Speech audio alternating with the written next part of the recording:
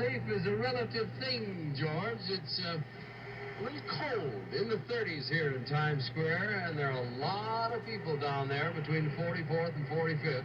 We're atop One Astor Plaza, overlooking Times Square on a very cold and a very rainy night in New York. You're a lot better off out there in Long Beach, California, aboard the comfortable Queen Mary. Look at those people.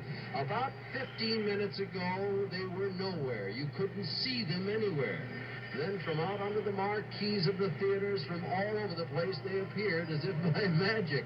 And I cannot for the life of me figure out why they're there, because it's cold, it's miserable, but they're in a great frame of mind. They're ready to welcome in 1974 with a great hullabaloo.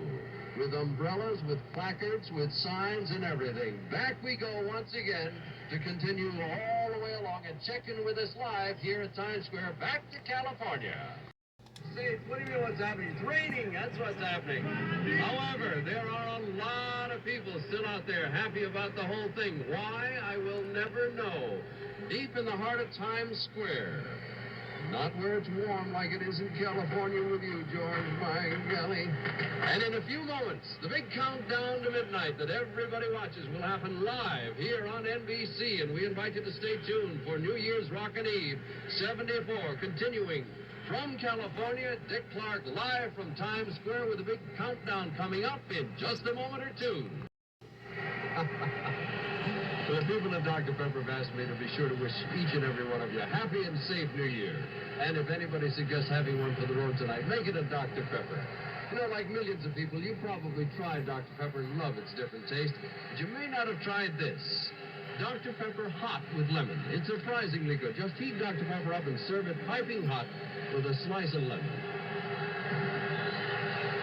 It's delicious. You'll love it. Even good in the Himalayas. Well, it's a little bit browner than usual. Blue sky. Yeah, you know, there's a few lights out here, you know. Brownouts, yes. The energy crisis. Let me ask you one thing. I lived in New York. I never went near the place. And is this your first time, or not? And how does it compare if it is? No, actually, George, we were here last year, same time, same place, same rain, same cold. Nothing has improved, but there are a lot fewer people here this year than there were last year. What with the gas situation and the energy crisis, last year we had about 300,000 people in Times Square. This year they're considerably fewer. Let's get back to the Queen Mary for a second to check the scene there, right before midnight. We're back here at Times Square, Dick Clark live with a situation that will ring in the new year in a moment.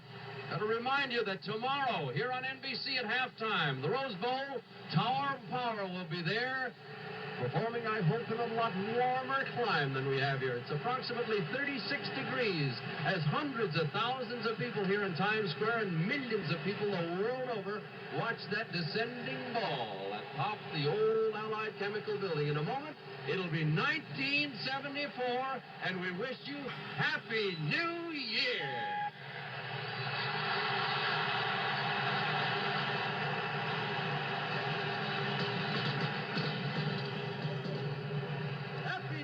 From Times Square, New York City, and from Long Beach, California, the Queen Mary.